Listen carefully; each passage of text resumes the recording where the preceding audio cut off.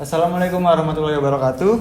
Saya Rizky Maulana Hanif. Dalam video ini saya akan membahas tentang konsep diri dalam psikologi komunikasi. Dan tentunya saya tidak sendiri, saya ditemani oleh salah satu teman saya, yaitu Ilham. Saya dulu Ilham. Halo. Sebelum saya masuk ke sesi wawancara, saya akan dengan singkat menjelaskan apa sih yang dimaksud dengan konsep diri. Jadi sepengetahuan saya, konsep diri itu merujuk pada semua persepsi yang dimiliki seseorang atau individu terhadap dirinya sendiri, yang mencakup aspek sosial, fisik, dan psikologis.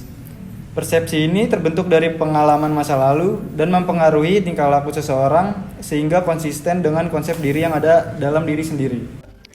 William Brooks menyebutkan 4 faktor yang mempengaruhi perkembangan konsep diri. Yang pertama itu self-appraisal, viewing self and object, yaitu suatu pandangan yang menjadikan diri sendiri sebagai objek dalam komunikasi, atau dengan kata lain adalah kesan kita terhadap diri kita sendiri. Yang kedua yaitu reaction and response of others, yaitu konsep diri dipengaruhi oleh reaksi dan respon orang lain terhadap diri kita. Yang ketiga ada roles you play, role taking, yaitu peran merupakan seperangkat patokan yang membatasi perilaku yang mesti dilakukan oleh individu yang menduduki suatu posisi. Dan yang terakhir ada revenge group, yaitu sikap yang menunjukkan rasa tidak senang atau tidak setuju terhadap kehadiran seseorang. Biasanya dijadikan sebagai bahan komunikasi dalam penilaian kelompok terhadap perilaku seseorang.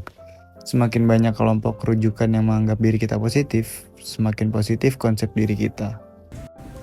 Saya kira cukup untuk penjelasan mengenai konsep diri. Sekarang saya akan melakukan wawancara kepada salah satu teman saya. Selamat siang, Ilham. Siang, Mas Terima Hanif. kasih telah meluangkan waktu Anda hari ini. Saya sangat senang bisa berbicara dengan Anda. Boleh saya bertanya-tanya? Boleh. Oke, saya akan bertanya. Pertanyaan pertamanya itu apa itu konsep diri dan mengapa hal itu penting menurut saudara Ilham? Menurut saya konsep diri adalah gambaran mental dan persepsi yang memiliki tentang diri kita sendiri yang mencakup aspek fisik, psikologi, dan sosial. Hal ini penting karena konsep diri mempengaruhi bagaimana kita berinteraksi dengan orang lain, bagaimana kita berinteraksi dengan orang lain, bagaimana kita merespon terhadap situasi tertentu, dan bagaimana kita membuat keputusan dalam hidup. Oh, menarik ya. Lanjut ke pertanyaan kedua.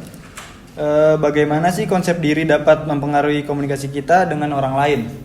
Konsep diri yang kuat dan positif dapat membuat kita lebih percaya diri dalam berkomunikasi, lebih terbuka terhadap umpan balik, dan lebih adaptif dalam interaksi sosial. Sebaliknya, konsep diri yang negatif dapat menyebabkan kita merasa tidak nyaman, yang dapat menghambat kemampuan kita untuk berkomunikasi secara aktif. Selanjutnya di pertanyaan ketiga, menurut saudara Ilham, dapatkah konsep diri ini berubah seiring waktu? Ya, konsep diri adalah konstruktur yang dinamis dan dapat berubah seiringnya dengan pengalaman baru, umpan balik dari orang lain, dan refleksi pribadi. Perubahan ini bisa dapat positif atau negatif, tergantung pada faktor-faktor yang mempengaruhinya.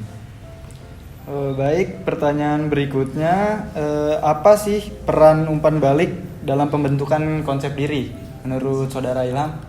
Umpan balik memainkan peran penting dalam pembentukan konsep diri karena memberikan informasi tentang bagaimana orang lain melihat kita.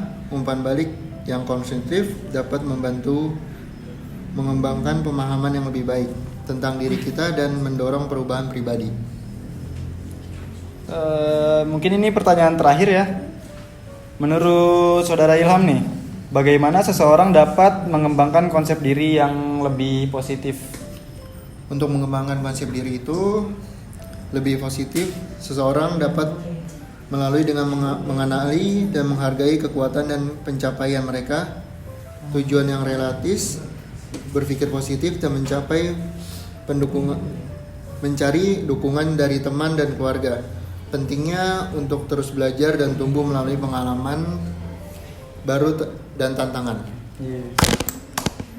Terima kasih banyak ya untuk saudara Ilham atas waktu dan pembicaraan yang sangat berharga ini. Saya sangat menghargai kesediaan Anda untuk berbagi pengalaman dan wawasan Anda dengan saya.